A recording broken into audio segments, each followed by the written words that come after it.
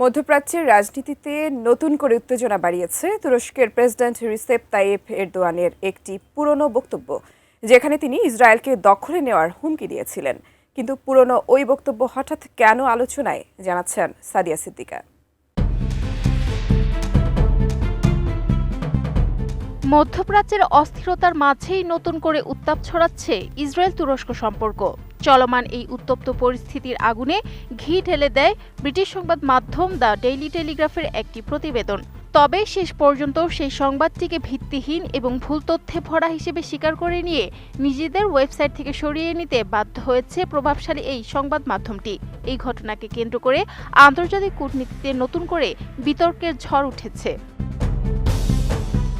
সোমবার middle east আইয়ে প্রকাশিত এক প্রতিবেদনে জানানো হয়, গত 12 এপ্রিল ডেইলি টেলিগ্রাফ একটি সংবাদ প্রকাশ করে, যেখানে দাবি করা হয় তুরস্কের president Recep Tayyip Erdogan Israel আক্রমণের সরাসরি হুমকি দিয়েছেন। প্রতিবেদনে বলা হয়, দক্ষিণ লেবাননে ইসরায়েলি হামলার প্রতিক্রিয়ায় এরদোয়ান ইসরায়েলকে রক্ত ও ঘৃণায় অন্ধ বলে অভিযুক্ত করেছেন এবং প্রয়োজনে সামরিক পদক্ষেপ নেওয়ার হুঁশিয়ারি দিয়েছেন। এই খবরটি মুহূর্তের মধ্যে ইসরায়েলি সংবাদ মাধ্যম জেরুজালেম পোস্ট ও মারিব সহ বিশ্বজুড়ে ছড়িয়ে পড়ে।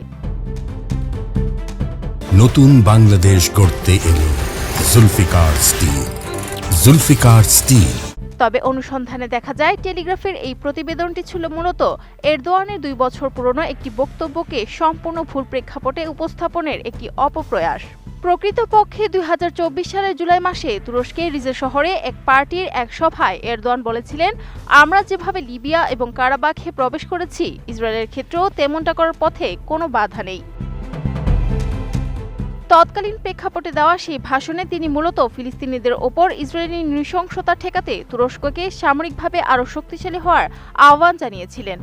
বর্তমানে নতুন গণসংঘাতের সাথে সেই বক্তব্যের কোনো সরাসরি সম্পর্ক ছিল না।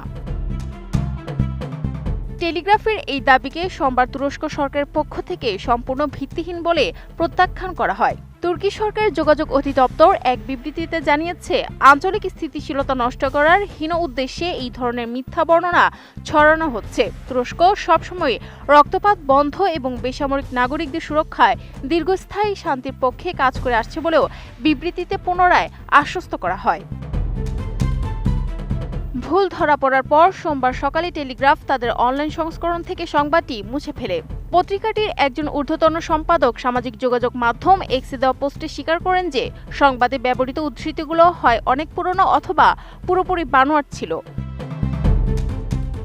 Sadia Siddika, ATN news.